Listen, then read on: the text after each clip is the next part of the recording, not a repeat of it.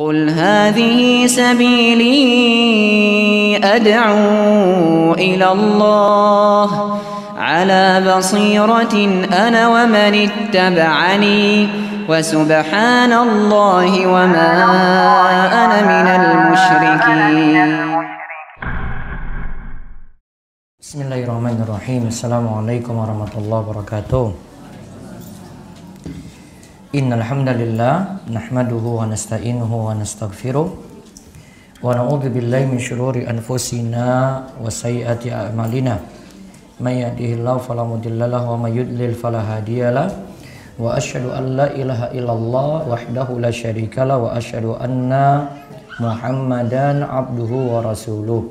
Allahumma shalli ala nabiyyina Muhammad wa ala alihi wa man tabi'ahum bi ihsan ila yaumiddin. Allahumma inna nas'aluka ilman nafi'a wa rizqan thayyiba wa amalan mutaqabbala. Allahumma anfa'na bima 'allamtana wa 'allimna ma yanfa'una wa zidna ilma. Puji syukur kita panjatkan pada Allah. Salawat dan salam semoga tercurah pada junjungan kita Nabi besar Nabi Agung Muhammad sallallahu alaihi wasallam. Baik para ummahat sekalian yang semoga senantiasa dirahmati dan diberkahi Allah, pada kesempatan pagi hari ini kita memuji Allah, bersyukur padanya atas nikmat bisa thalabul ilmi, dan mudah-mudahan kita raih manfaat dari majelis kita kali ini, dan Allah memberikan kita taufik dan hidayah untuk menerima setiap yang nanti disampaikan dari dalil-dalil Al-Quran dan hadis-hadis Nabi Sallallahu Alaihi Wasallam, dan mudah-mudahan bisa diamalkan. Setiap perintah bisa kita patuhi, dan setiap larangan mudah-mudahan bisa kita tinggalkan. Baik, pada pagi ini tema kita adalah adab keluar rumah dan safar bagi wanita. Pembahasan ini ada dibahas oleh para ulama dalam beberapa pembahasan. Ada Syekh Mustafa Al-Adawi dalam kitabnya Jami' Ahkamin Nisa, ada Syekh Shalih Al-Fauzan dalam pembahasannya dalam kitab Tambihat ala Ahkam Takhtas bi Al-Mu'minat, lalu sumber-sumber yang lainnya pula. Sekarang kita akan lihat beberapa poin tentang ini. Kami bagi, ada yang pertama, yang lebih baik bagi wanita itu adalah di dalam rumah. Kemudian ada bahasan masih boleh wanita keluar rumah jika ada hajat. Lalu nanti tentang hukum keluar rumah. Yang ketiga situ ada syarat bekerja di luar rumah bagi wanita. Lalu bagaimana yang keempat, wanita itu berdandan dan memakai minyak wangi saat keluar rumah. Lalu yang terakhir, safar tanpa mahram. Baik, jadi intinya ada 5 poin yang kita bahas. Kita lihat yang pertama, yang lebih baik bagi wanita adalah di rumahnya. Inilah yang dipuji dalam berbagai ayat, di antaranya surat Al-Ahzab ayat 33. Allah berfirman, wa qarna fi buyutikunna wa la tabarrajna tabarrujal jahiliyatil ula. Wa qarna, dan tinggallah kalian, fi buyutikunna, di dalam rumah-rumah kalian, dan wala tabarrajna, dan janganlah kalian berdandan, tabarrujal jahiliyatil ula, janganlah kalian berdandan sebagaimana dandan ala jahiliyah yang terdahulu. Ketika menafsirkan ayat ini, Imam Ibnu Katsir rahimahullah mengatakan, janganlah wanita keluar rumah kecuali ada hajat. Seperti kata beliau, ingin menunaikan sholat di masjid selama memenuhi syarat-syaratnya yang ada. Dan wanita yang betah di rumah, kalau kita lihat dalam ayat yang lainnya, inilah wanita yang dipuji. Ya, wanita yang dipuji karena disebutkan dalam An-Nisa ayat 34. Fas-solihatu qanitatun hafizatun lil ghaibi bima hafizallah. Sebab itu maka wanita yang soleha ialah yang taat kepada Allah lagi memelihara diri ketika suaminya itu tidak ada.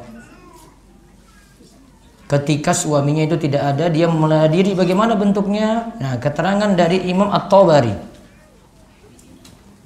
dalam kitab tafsirnya, Tafsir At-Tabari, dikatakan wanita tersebut menjaga dirinya ketika tidak ada suaminya. Juga ia menjaga kemaluan dan harta suami.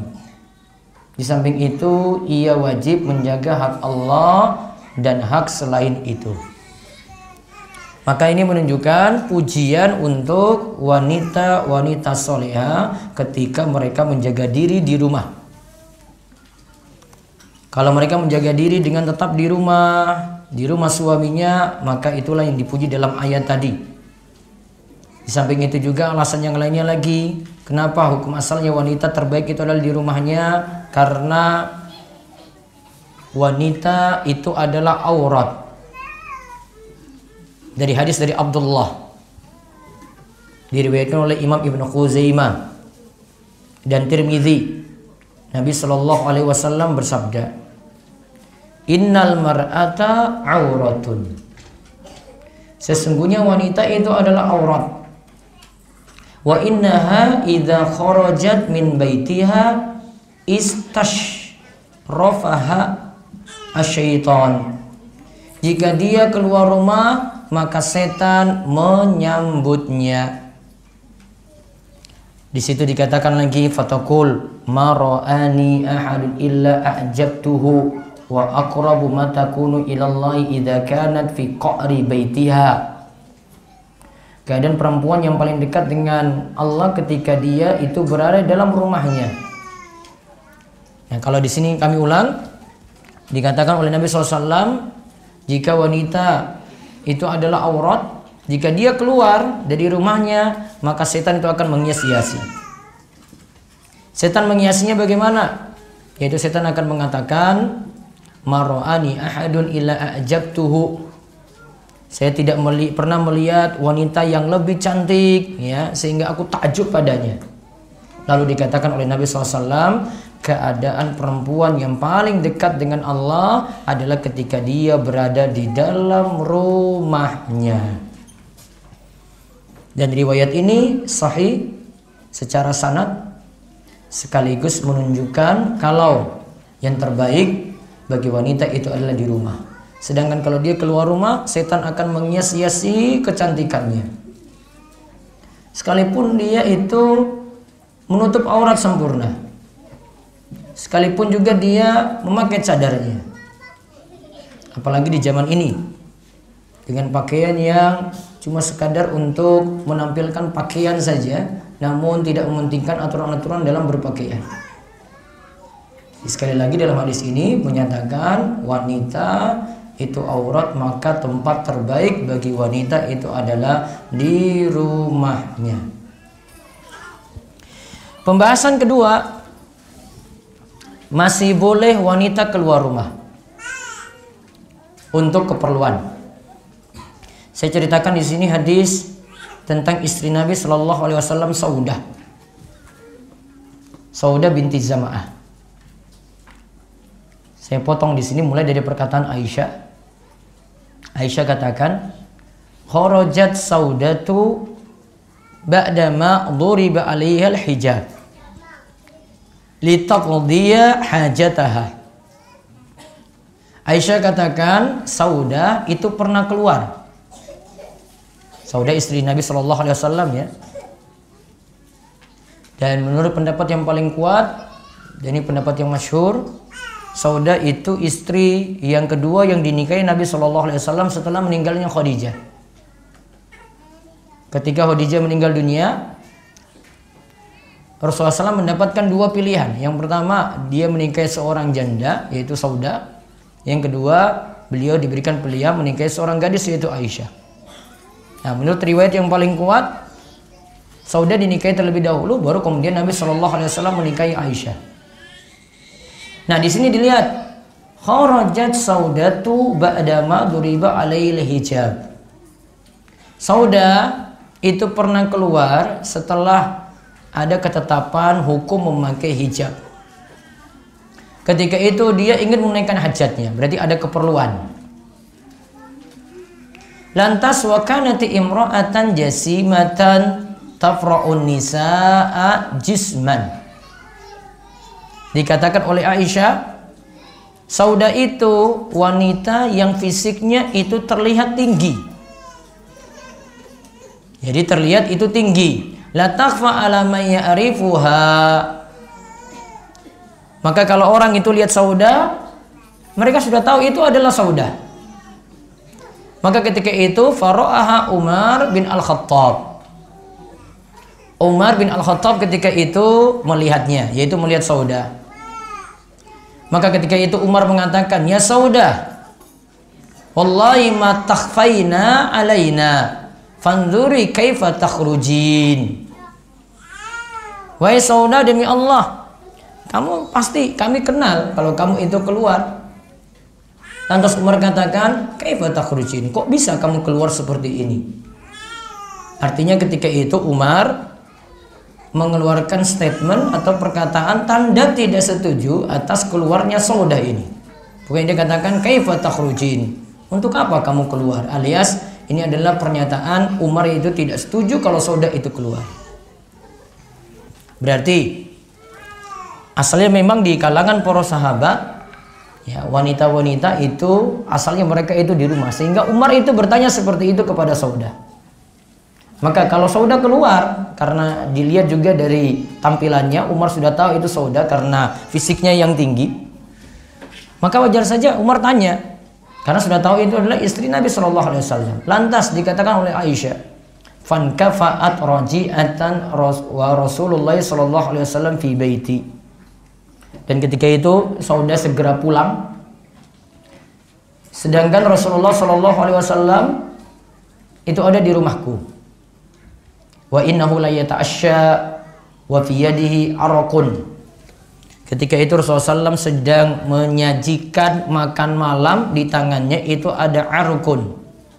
Arkun ini pengertiannya macam-macam. Namun kalau mau nyambung dari cerita ini, arkun di sini di tangan Nabi SAW ada susu. Fadakhalat, maka ketika itu tiba-tiba Sauda masuk, bertemu Nabi SAW. Lantas Sauda katakan, ya Rasulullah, inni kharajtu faqala li Umar kada wa kada. Wahai Rasulullah, sungguh aku ini keluar, namun Umar kok mengatakan kayak gini kepadaku. Tanda Umar itu tidak suka kalau Sauda itu keluar seperti tadi. Kemudian qalat fa uhiya ilaihi summa rufi'a anhu wa innal arqa fi yadihi ma wada'ahu. Lantas ketika itu Aisyah katakan, maka disampaikan kepada Umar tadi, kemudian masalah tadi itu diberi keterangan kepada Umar bahwasanya ada keperluan-keperluan seperti ini, sedangkan Rasul ketika itu masih memegang susu di tangannya, beliau tidak meletakkannya. Lantas Nabi SAW mengatakan, innahu qad udzina lakunna an takhrujna li hajatikunna. Kata Nabi SAW, sesungguhnya telah diizinkan bagi kalian keluar jika ada hajat yang mesti kalian tunaikan, wahai para wanita. Maka para jamaah sekalian, para ummahat sekalian yang semoga senantiasa dirahmati oleh Allah, kalimat terakhir ini menunjukkan bahwasanya Nabi SAW masih membolehkan seorang wanita itu keluar untuk memenuhi keperluannya, memenuhi hajatnya. Di antara hajat wanita adalah di sini termasuk tolabul ilmi. Namun ibu-ibu yang ingin ya tolabul ilmi, ada beberapa aturan jika keluar rumah sebagai berikut. Yang pertama, kenapa dia keluar rumah? Karena tidak ada suami atau mahramnya yang mengajarkannya. Tidak ada suami atau mahram yang mengajarkannya. Syarat pertama itu. Suami belum punya ilmu cukup, maka dia pergi dengan alasan itu. Atau mungkin dia belum menikah, punya mahram, mahramnya juga tidak bisa mengajarkan, maka dia juga dengan keperluan itu maksudnya. Berarti kalau ada mahramnya, misalnya dia anak perempuan, bapaknya bisa mengajarkan, maka asalnya bapaknya nanti yang mengajarkan ilmu kepadanya. Kemudian alasan yang kedua, kenapa tadi thalabul ilmi? Ini ketentuannya yang kedua adalah itu untuk kebutuhan mendesak. Misalnya kalau ada ummahat yang punya kasus suami karena belum ngaji sehingga larang istrinya untuk ngaji, datang ke majelis ilmu.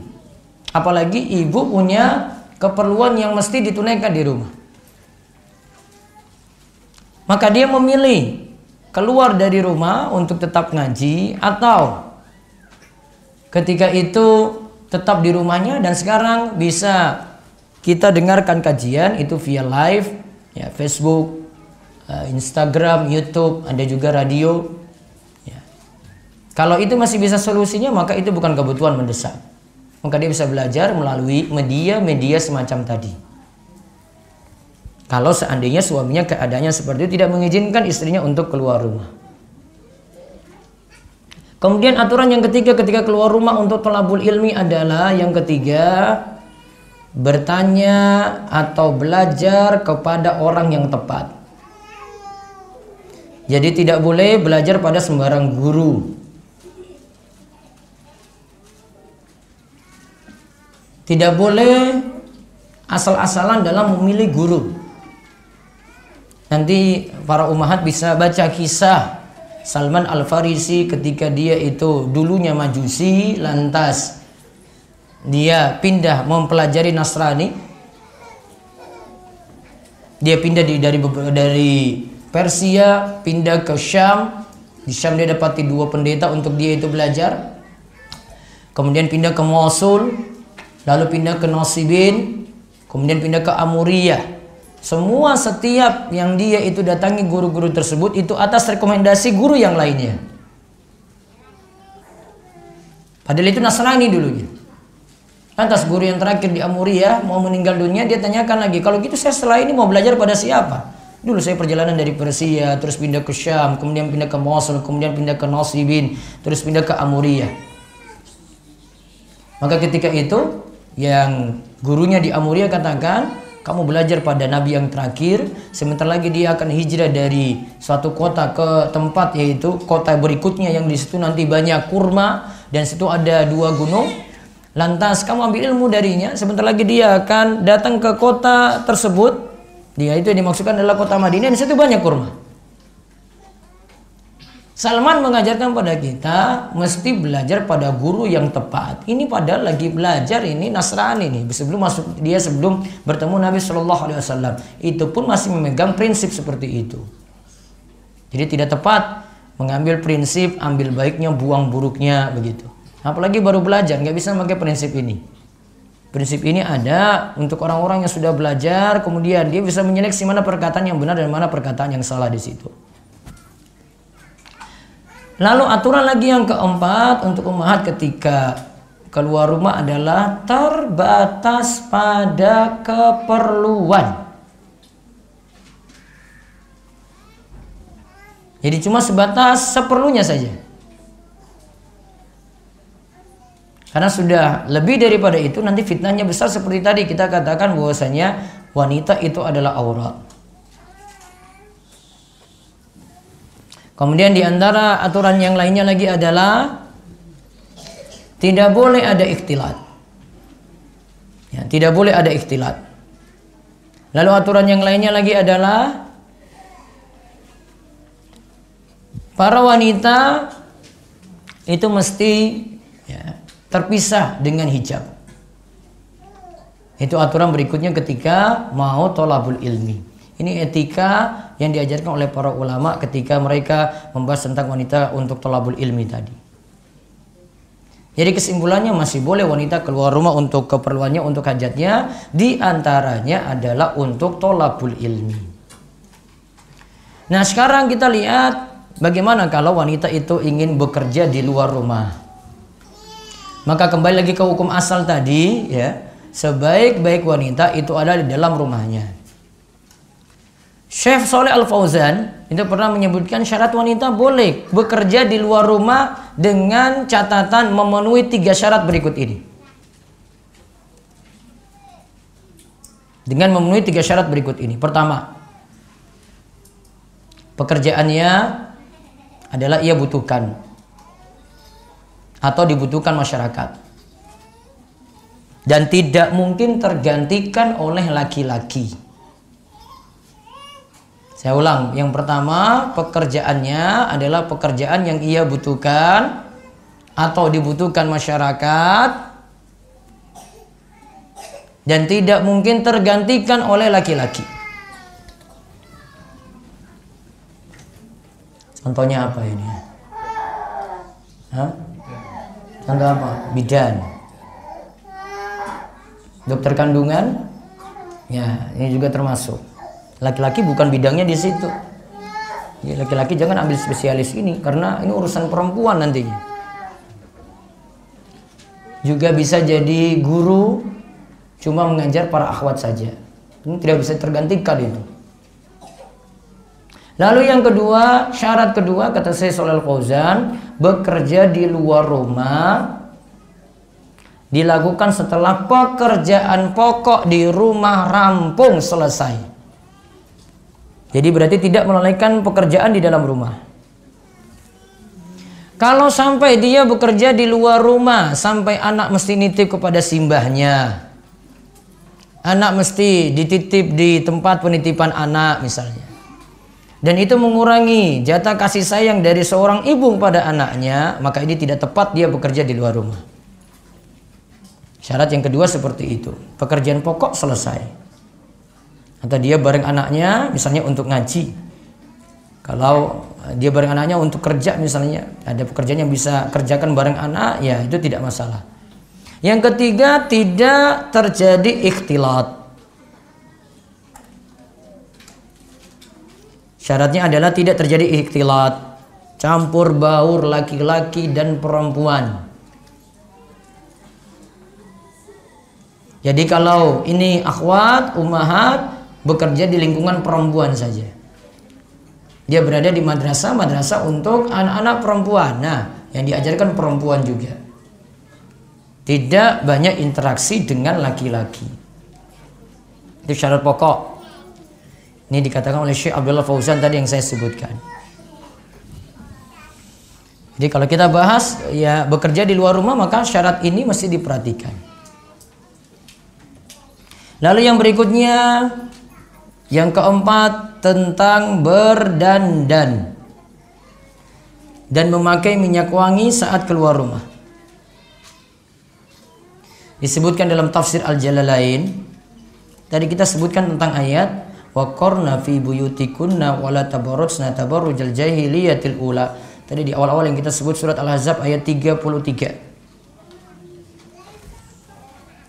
Dalam tafsir Jalalain, yang dimaksud dengan ayat ini adalah wanita yang disebut berdandan ala jahiliyah. Yang pertama adalah berdandan yang dilakukan oleh wanita dengan berpenampilan cantik di hadapan para pria.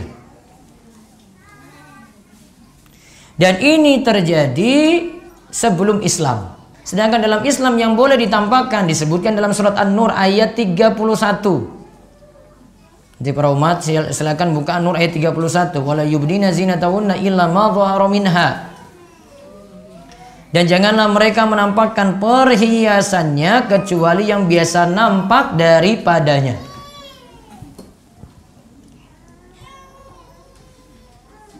Maka tidak, dalam syariat Islam tidak dibebaskan wanita untuk berdandan di luar rumah. Maka jika seorang wanita ya berdandan dengan model apa sajalah yang nanti ummahat itu pada tahu, maka itu sama saja ia menampakkan perhiasan diri. Inilah yang terlarang dalam ayat tadi. Itu yang terlarang dalam surat An-Nur ayat 31 tadi. Ditambahkan lagi, misalnya di sini yang tadi kita singgung, yaitu tentang memakai minyak wangi. Disebutkan dari Abu Musa Al-Ash'ari bahwa ia berkata, Rasulullah Shallallahu Alaihi Wasallam bersabda, ayyumma imra'atin ista'tarat famarrat ala qaumin liyajidu min rihiha fahiya zaniyatun. Kata Nabi Shallallahu Alaihi Wasallam, seorang perempuan yang mengenakan wewangian lalu melalui sekumpulan laki-laki agar mereka mencium bau harum yang dia pakai, maka perempuan tersebut adalah zaniyah, meniru sifat para pelacur yang itu juga ingin berpenampilan cantik dengan memakai wangi-wangian ketika berada di luar. Nah, jadi asalnya tidak diperkenankan wanita memakai semacam itu. Dan kalau ibu-ibu mau praktekkan, harusnya ketika di dalam rumah itu yang berpenampilan cantik dan itu dikhususkan, dispesialkan untuk suami. Pernah ditanyakan pada Rasulullah Sallallahu Alaihi Wasallam, siapakah wanita yang paling baik? Maka jawab beliau, tasurruhu idza nadhara wa tuti'uhu idza amara wa la tukhalifuhu fi nafsiha wa maliha bima yakrah. Wanita yang paling baik itu, kata Nabi SAW, yang paling menyenangkan jika dilihat suaminya, lalu yang mentaati suami jika diperintah, dan tidak menyelisih suami pada diri dan hartanya sehingga membuat suami jadi benci. Jadi kalau lihat pada kalimat tasurruhu idza nadhara, yang paling menyenangkan jika dilihat suaminya. Kalau kita lihat dari praktek juga sahabi ya, yaitu dari para sahabat. Contoh di sini saya contohkan ada riwayat saking Umar, riwayat dari Umar bin Khattab. Ada seorang perempuan yang keluar rumah dengan memakai wangian. Di tengah jalan Umar mencium bau harumnya. Bau harum dari wanita tadi. Maka Umar pun memukulinya dengan tongkat. Setelah itu beliau berkata, takrusna mutatayyibat fayajidur rajul rihakunna wa innama qulubur rijal inda anwafihim ukhrujna tafallat. Kalian para perempuan keluar rumah dengan memakai wangian sehingga para laki-laki mencium bau harum kalian. Sesungguhnya hati laki-laki itu ditentukan oleh bau yang dicium oleh hidungnya tadi. Keluarlah kalian dari rumah dengan tidak memakai wewangian. Ini kata sahabat Umar bin Al-Khattab. Sampai Umar itu bersikap keras seperti itu. Maka dianalogikan kata para ulama dengan minyak wangi, hal-hal yang sama seperti itu yang membuat laki-laki nanti tergoda dengan mencium bau tersebut. Maka kesimpulannya, bolehkah wanita itu memakai wangian? Ya. Kalau kita lihat di sini, asalnya tetap dibolehkan dengan beberapa syarat. Satu, hanya dibolehkan dia memakainya ketika di rumah untuk suaminya. Yang kedua, dibolehkan bagi ummahat memakai minyak wangi dan dia itu keluar rumah dengan memakai minyak wangi tersebut, namun harus lewat cuma di hadapan perempuan saja dan dia kumpul di majelis perempuan. Berarti nggak boleh ada laki-laki yang cium sama sekali. Jadi dia keluar, yang di tengah jalan semua perempuan itu. Mungkin di terowongan begitu. Ini ibu-ibu saja. Sampai di masjid, ya, yang ada di situ perempuan juga. Nah, kalau syarat ini terpenuhi, ya silakan untuk memakainya. Itu satu hal yang dibolehkan bagi wanita ketika dia berada di luar rumah. Caranya seperti itu. Nah, nanti sekitar Jamil ini buat jalan kayak gitu aja. Ya. Jalan khusus spesial untuk ya ummahat lewat. Ya, laki-laki nggak boleh lewat jalan ini. Kalau laki-laki lewat, kena denda nanti. Ya, kemudian dia kumpul juga cuma dengan para ummahat saja. Kalau ini terpenuhi, baru dibolehkan. Jadi berarti kalau lihat di sini ada fatwa tadi yang pertama itu fatwa dari Syekh Ibnu Baz. Itu katakan wanita boleh pakai parfum, minyak wangi ketika berada di rumahnya. Kemudian juga Syekh Ibnu Baz terangkan dalam perkataan yang lainnya juga yang keadaan yang kedua yang saya sebut tadi. Itu masih dibolehkan. Jadi syaratnya ketat, Bu. Nanti tinggal ditimbang-timbang tentang hal tadi. Namun bukan berarti ibu-ibu di sini dalam keadaan bau yang tidak enak. Kan ada nanti kiat-kiat punya ibu-ibu mikir-mikir sendiri nanti pakai apa gitu biar nanti bau yang tidak enak itu nggak kecium juga. Jadi minyak wangi nggak kecium, parfum nggak kecium, kemudian tidak juga mengganggu yang lainnya dengan bau yang tidak enak seperti berada dalam majelis seperti saat ini. Lalu tentang safar tanpa mahram.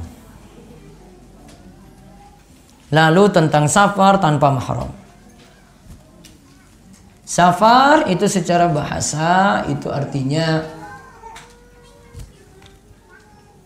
sesuatu yang tersingkap. Safar itu secara bahasa itu artinya sesuatu yang tersingkap. Maka para ulama dari pengertian ini mereka katakan yang namanya safar itu akan menyingkap keburukan seseorang. Sifat baiknya ketahuan, sifat buruknya juga ketahuan. Nah, nanti ada ketentuan safar itu sendiri. Ketentuan safar itu ada. Saya perlu awali dulu dengan ketentuan safar, baru nanti tentang hukumnya ini perlu dipahami. Safar kita kenal ada beberapa istilah di sini yang perlu diketahui. Yang pertama tentang jarak disebut safar. Ya, jarak disebut safar itu berapa kilo? Di sini ada dua pendapat. Yang pertama pendapat jumhur ulama dengan memakai jarak arba'atu burud. 4 burud. 4 burud ini sekitar 85 kilo. Ya, 4 burud ini sekitar 85 kilo. Kemudian ada pendapat yang kedua, ini dari pendapat Syekhul Islam Ibnu Taimiyah dan juga yang memakai pendapat beliau, yaitu jarak safar ini tidak ditentukan batasannya. Jarak safar itu tidak ditentukan batasannya. Jadi selama dinamakan oleh urf itu disebut safar, maka masuk dalam istilah safar. Maka misalnya jaraknya baru 50 kilo. Namun dari kota ini ke kota tujuannya itu sudah dikatakan oleh masyarakat itu safar, maka dianggap sebagai safar.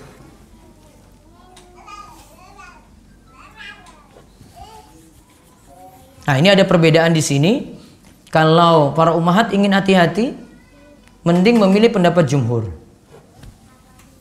Dan ini tidak membingungkan. Karena nanti kalau mau tanya kebiasaan masyarakat setempat, nanti orang-orang punya standar yang tidak jelas. Bisa jadi nanti orang Gunung Kidul turun ke Jamilur Rahman sudah safar. Ya, dia sudah jamak qashar itu.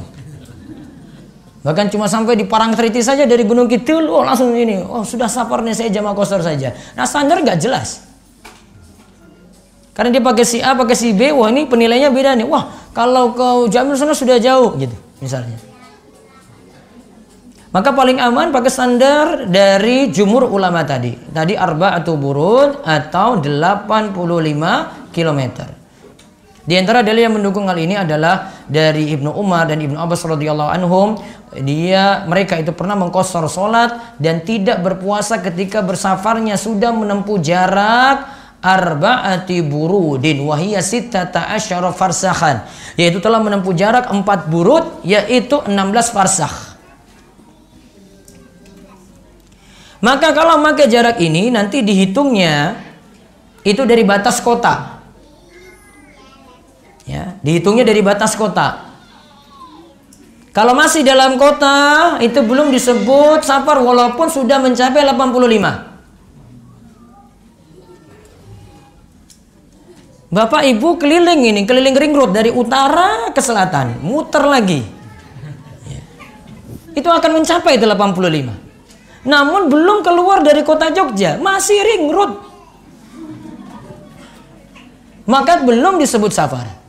Keluar dulu dari batas kota. Batas kotanya ada. Oh, ini sudah keluar dari Jogja ini. Nah, dari situ nanti dihitung nanti 85. Baru dapat. Dan pemilihan jarak ini yang jadi pendapat dari mazhab Syafi'i, Hambali, Maliki, berarti pendapat jumhur ulama. Nah, kenapa jarak ini nanti disebut? Nah, jarak ini nanti kaitannya dengan hukum safar. Nanti ummahat itu boleh nggak dengan jarak sekian dia itu pergi itu misalnya, ini nggak ada suaminya nih, namun jarak ini belum sampai. Nah, kemudian hukum selanjutnya, kalau jarak sudah dipahami, jarak safar, maka hukum yang lainnya adalah tentang qashar sholat. Nah, qashar sholat di sini baru dibolehkan ketika sudah keluar dari batas kota. Ya, dari hududul balad, dari batas kota, nah baru di situ qashar sholat. Dia misalnya mau safar nih dari Jogja ini ke 85 ini, kalau Solo itu belum ya, itu Solo itu baru 60 itu. Hah? Ke sana timur lagi. Setelah Solo apa? Ngawi. Nah, Ngawi itu sudah masuk tuh. Ke utara Semarang sana misalnya. Nah, itu baru dia boleh mengqashar sholat. Kalau ini belum tercapai, ya, tadi safar tadi yang jarak tadi belum tercapai, dia belum mengqashar sholat tuh. Nanti terserah dia mau jamak qashar atau tidak. Jamak ini pilihan. Namun kalau qashar itu yang nanti diambil keringanan, disunahkan menurut jumhur ulama untuk mengambil qashar sholat tadi. Namun bukan suatu jadi syarat safar harus ya sholatnya itu diqashar, tidak. Namun disunahkan untuk diqashar. Nah, kalau ini sudah dipahami, baru kita lihat ada aturan asalnya wanita itu bersafar harus dengan mahram, maka tanpa mahram tidak dibolehkan. Walaupun di situ dengan rombongan ummahat pula. Ummahatnya ada 1000. Ya, nggak ada mahramnya. Ustaz, bis kami 20 Ustaz, 20 kali 50 ya kan berarti 1000 kan. Nah, kami 20 bis Ustaz, nggak ada laki-laki yang nanti ganggu. Oh, kami semua bisa bela diri kok. Nah, misalnya sudah bisa jaga diri Ustaz, nggak ada yang bisa macam-macam dengan kami. Kamu sudah siap senjata juga, misalnya. Ini nggak pakai syarat kayak begitu. Ini cuma dikatakan pokoknya dengan mahram. Apa kata Nabi SAW? La tusafiril mar'atu salasata ayyamin illa ma'adhi mahramin. Janganlah seorang wanita bersafar selama 3 hari kecuali bersama mahramnya. Mahramnya siapa? Nanti lihat di An-Nisa 22 sampai 24. Nanti dilihat ya, An-Nisa 22 sampai 24. Namun yang dimaksudkan mahram di sini adalah mahram yang mu'abbad. Kalau mahramnya mahram mu'akkad seperti dengan ipar nggak boleh. Karena di An-Nisa 22 sampai 24 tadi ada mahram 2 macam. Ada mahram mu'abbad, ada mahram mu'akkad. Mahram mu'abbad mahram selamanya, mahram mu'akkad itu mahram sementara. Ipar itu mahram sementara, dianggap seperti laki-laki asing. Dan Nabi SAW katakan alhamu al-maut. Ipar itu bahaya. Maka nggak bisa pergi dengan iparnya, nggak bisa. Dia cari yang mahram mu'abbad.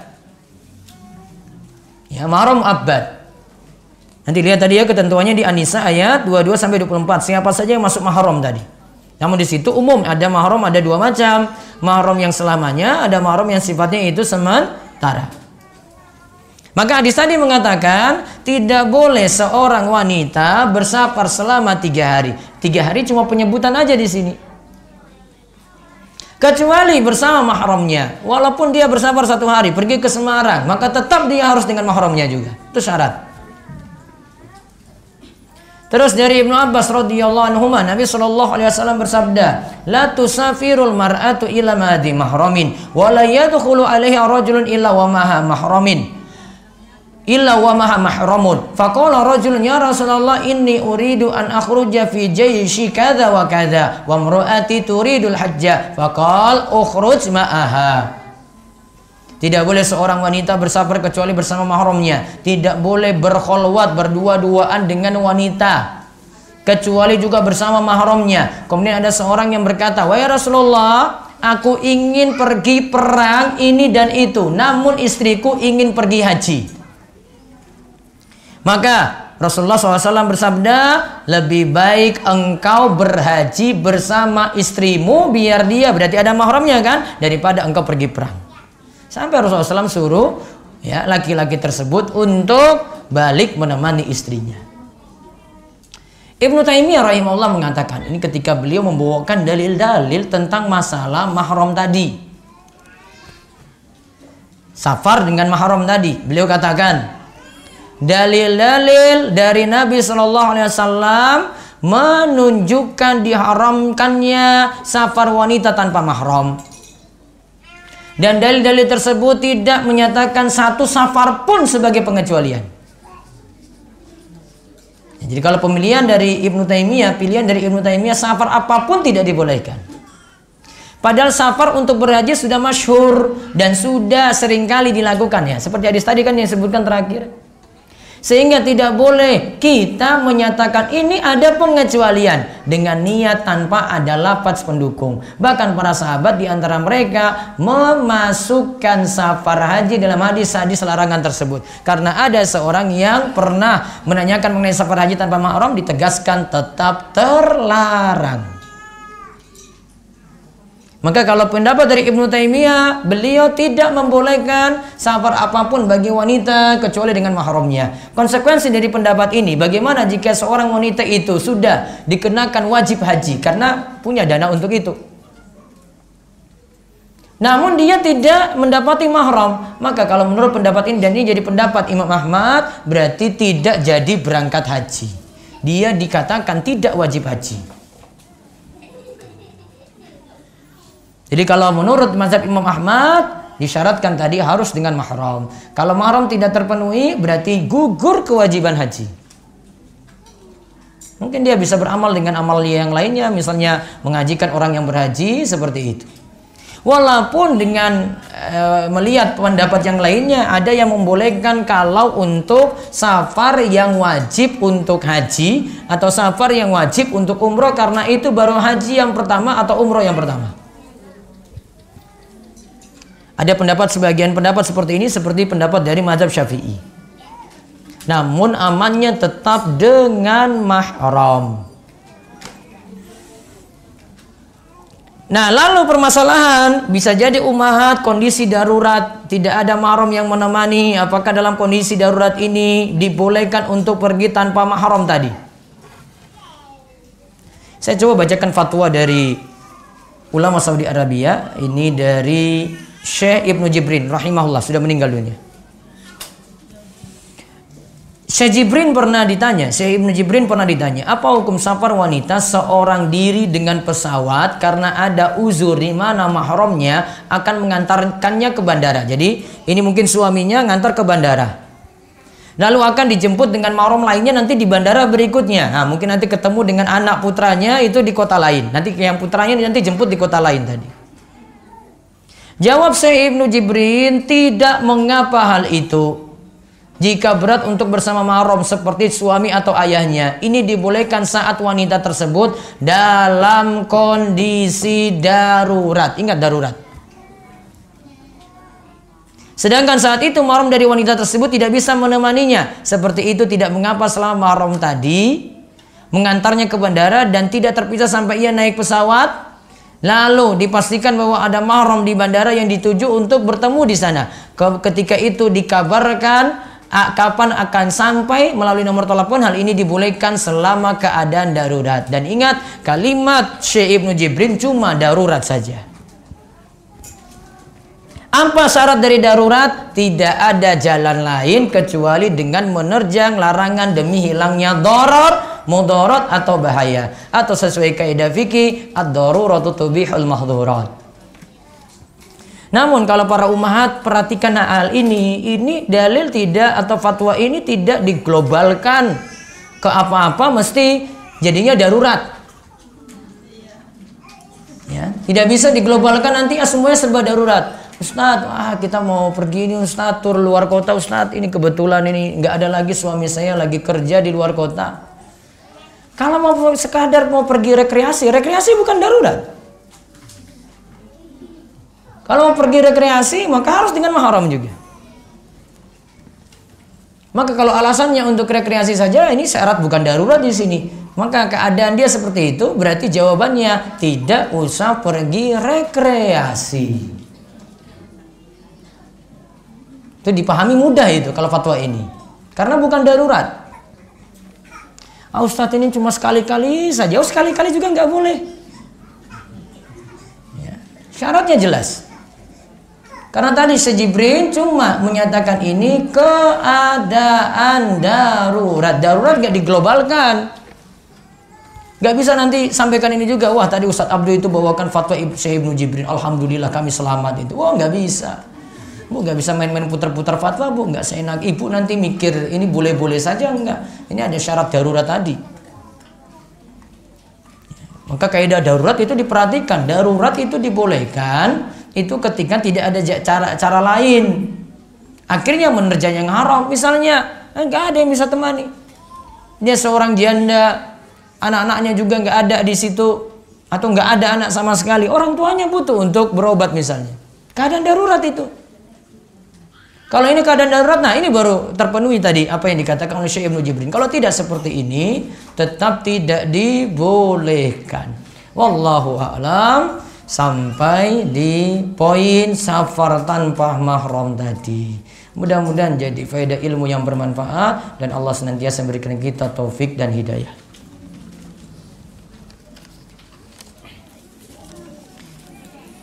Bagaimana dengan nebeng mahram? Contoh, mengikuti teman yang pergi bersama suaminya. Nebeng mahram itu suami orang. Gak bisa. Sudah syaratnya tadi sudah jelas. Gak bisa diutak-atik, Bu. Gak usah muter-muter dengan saya sudah tahu. Umur berapa seorang anak laki-laki bisa menjadi mahram? Kalau sudah balik. Ibu pergi dengan anaknya masih 5 tahun, itu belum balik. Syaratnya sudah balik. Saya ada keinginan memakai niqab tapi masih galau karena keluarga menentang. Lingkungan rumah saya masih asing dengan atau dari orang yang memakai niqab. Apakah saya masih tetap bisa jadi wanita yang mulia? Bisa, insya Allah. Nanti ibu kalau mungkin di lingkungan itu belum mendukung, itu ya tidak memakai. Nanti ketika di luar dari lingkungan itu mau pergi ngaji misalnya, di luar dari lingkungan tadi silakan memakai niqab. Ustadz, saya PNS sering dinas keluar kota, tentunya tanpa mahram dan ada ikhwan dalam tim. Saya pengen resign dan dapat restu suami, namun ibu saya bersikeras melarang, begitu juga mertua. Saya nggak lanjut jawabannya.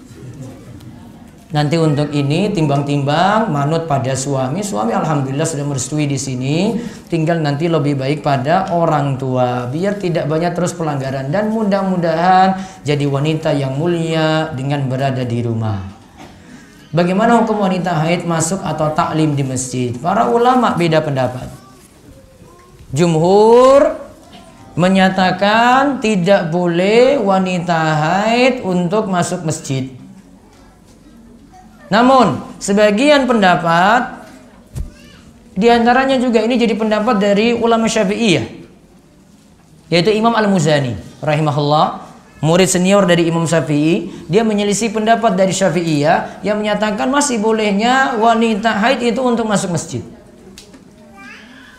Ya, masih membolehkan wanita haid untuk masuk masjid. Di antara dalil yang dijadikan pendapat kalau wanita haid itu boleh masuk masjid adalah ketika Aisyah radhiyallahu anha disuruh oleh Nabi sallallahu alaihi wasallam mengambil tikar atau sajadah yang ada di masjid. Lantas Aisyah jawab, "Wahai Rasulullah, saya sedang haid."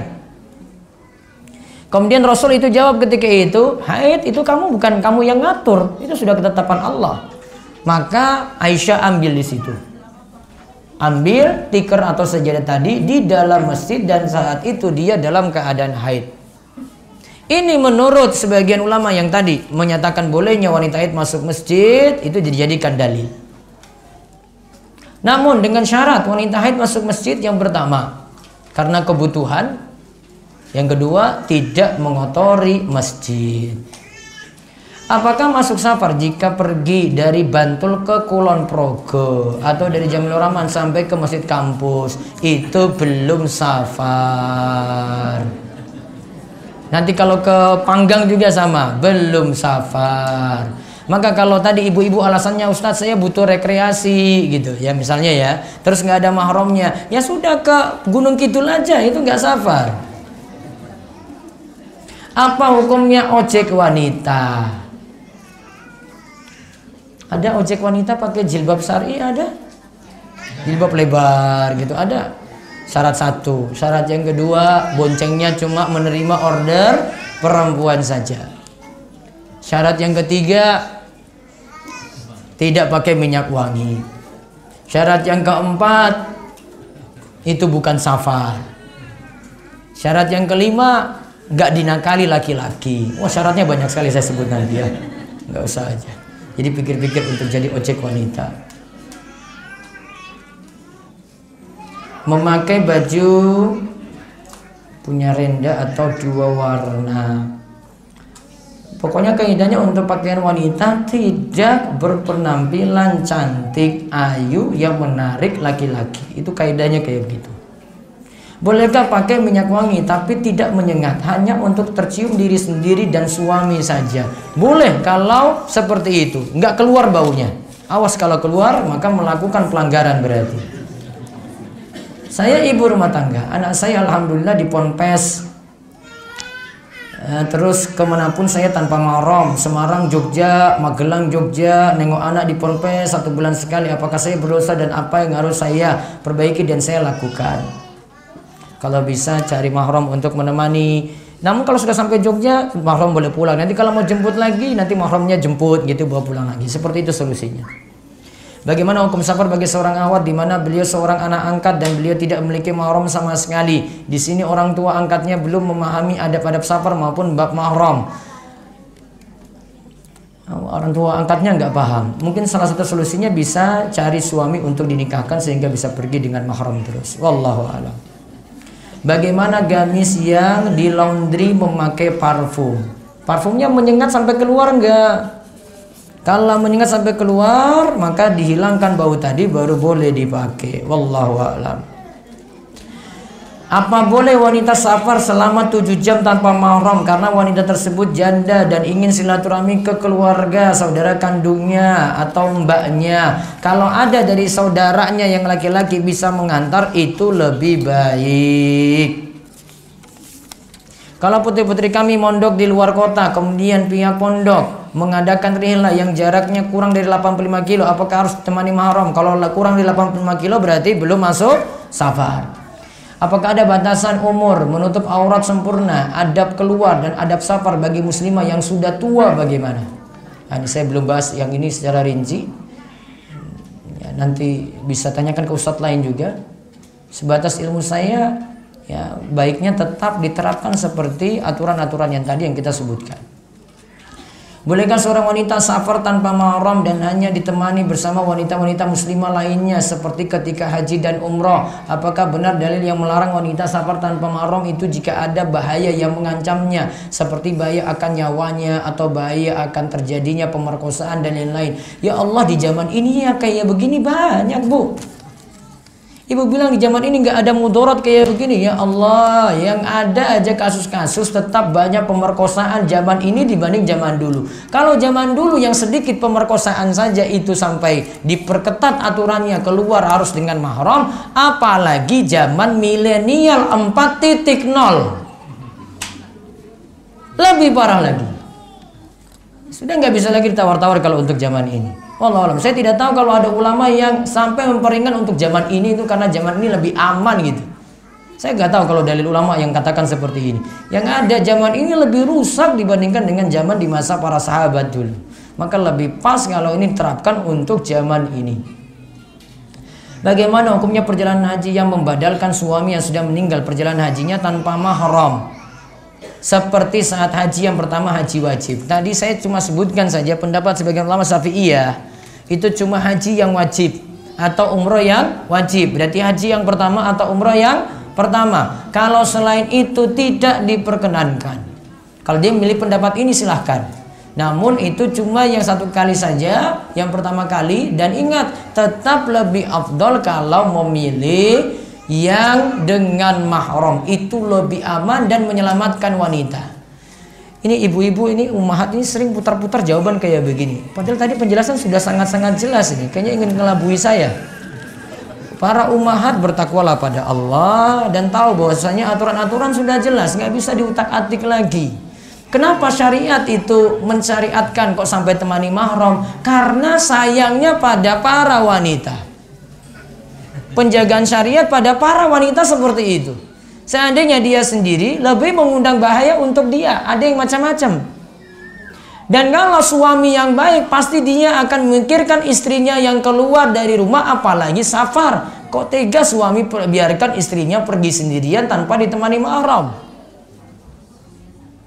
Ya, suami yang baik pasti akan memikirkan istrinya. Oh, nanti kalau istri saya hilang gimana ya? Saya kan cari susah, cari ini aja susah setengah mati.